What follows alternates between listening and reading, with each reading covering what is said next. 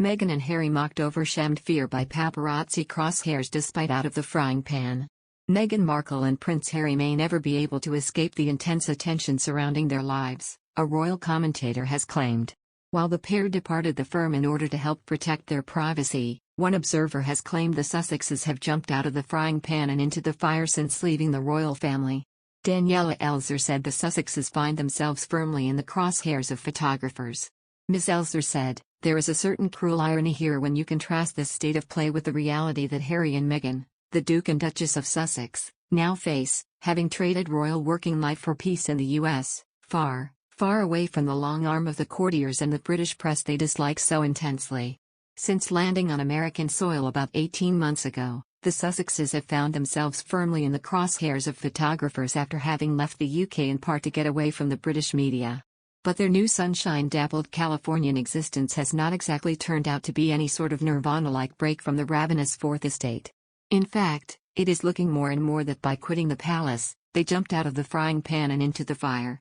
It's only been more than a year since Prince Harry and Meghan Markle announced they were leaving the British royal family in search of privacy, yet they have never been so much in our faces, sanctimoniously and hypocritically telling us how to live and who to vote for, all while signing a reported $100 million deal with Netflix. Also, Markle is reportedly eyeing a run for President of the United States in 2024.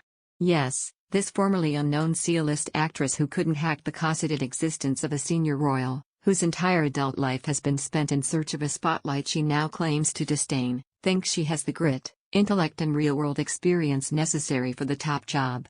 She would seriously consider running for president, a close friend of Markle's told.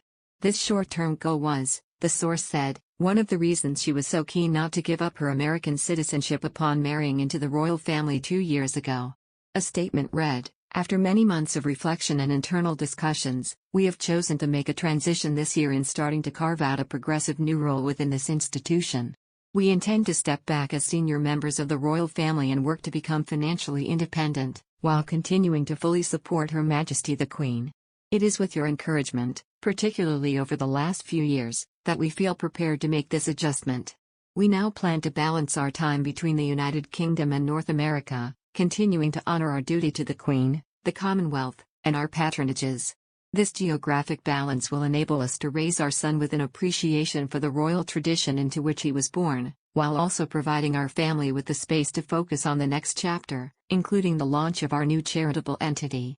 We look forward to sharing the full details of this exciting next step in due course, as we continue to collaborate with Her Majesty the Queen, the Prince of Wales, the Duke of Cambridge and all relevant parties. Until then, please accept our deepest thanks for your continued support." Since relocating, the pair have continued their charitable endeavors from Montecito, California, where they live with their children. The pair welcomed their second child and first daughter, Lilibet, in June. Harry returned for Prince Philip's funeral in April and again in July to unveil a statue of his mother in Kensington Palace's sunken gardens. It is unclear if Harry and Meghan will return to the UK again this year.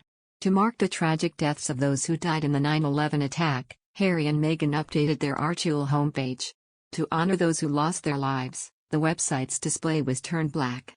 The website also displayed the names of the 2,977 people who were killed in the attack.